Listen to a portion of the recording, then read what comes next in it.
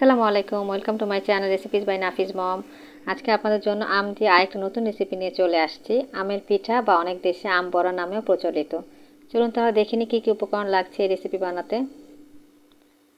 1 cup আটা নিয়েছি, half cup শুকনো চালের গুঁড়ি নিয়েছি, 1/3 কাপ চিনি নিয়েছি, সামান্য পরিমাণ লবণ নিয়েছি এবং 2টা আমকে ব্লেন্ড করে পিউরি করে নিয়েছি। আমি এখানে আরেকটা জিনিস ইউজ করব, সেটা হচ্ছে বেকিং পাউডার, হাফ চা চামচ পরিমাণ। সেটা একদম শেষে, এর জন্য এখানে শো করিনি। এখন একটা বল নিয়ে নিচ্ছি, 1 কাপ আটা দিয়ে দিব, হাফ কাপ শুকনো চালের গুঁড়ি দিয়ে দিব, যেটা দোকানে কিনতে পাওয়া যায় সেটাই ব্যবহার করেছি। আপনারা যদি কেউ পিঠাটা বেশি নরম খেতে চান সেই ক্ষেত্রে চালের গুঁড়ির পরিমাণটা কমিয়ে আটার পরিমাণটা একটু বাড়িয়ে নেবেন।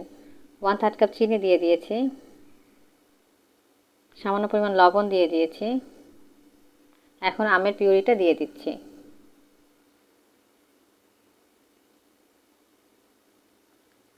শুকনো উপকরণগুলো একটু খুব ভালোভাবে মিশিয়ে নিব। সামান্য পরিমাণ পানি দিয়ে দিচ্ছি। পানিটা আমি একবারে ব্যবহার করব না, অল্প অল্প করে ব্যবহার করব। পানিটা দেওয়ার পর আবারও খুব ভালোভাবে একটু মিশিয়ে নিব।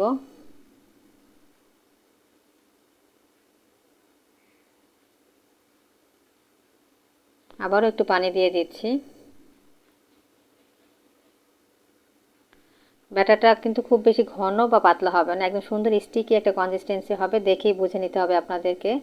আশা করছি বুঝতে পারছেন কেমন হবে।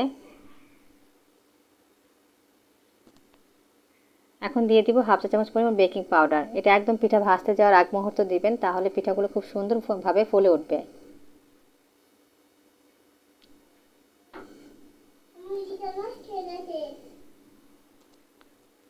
একটা প্যানে তেল গরম করে নিয়েছি।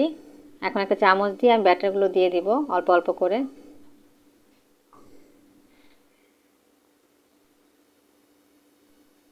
চুলার আঁচটা মিডিয়ামে রাখবেন এবং একটু সুন্দর করে এপাশ ওপাশ নেড়ে চেড়ে দিবেন।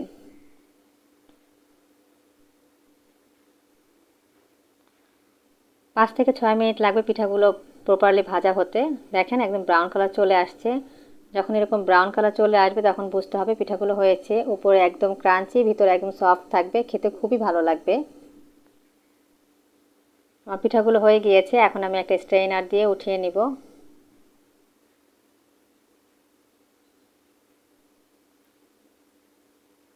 দেখেন পিঠাগুলো কত সুন্দর লাগছে, দেখে খেতে ইচ্ছে করছে, তাই না? আর এই আমের সিজন থাকতে থাকতে অবশ্যই বাসায় এটা বানিয়ে একবার হলেও ট্রাই করবেন। বিকালে নাস্তার জন্য কিন্তু খুবই ভালো একটা আইটেম এটা। সো আশা করছি সবাই আমার রেসিপি ফলো করে এই আম পিঠাটা বানাবেন বাসায়। আর আমার ভিডিওটা ভালো লেগে থাকলে প্লিজ আমার চ্যানেলটা সাবস্ক্রাইব করবেন। পরবর্তী ভিডিও দেখার আমন্ত্রণ রইল। অসংখ্য ধন্যবাদ।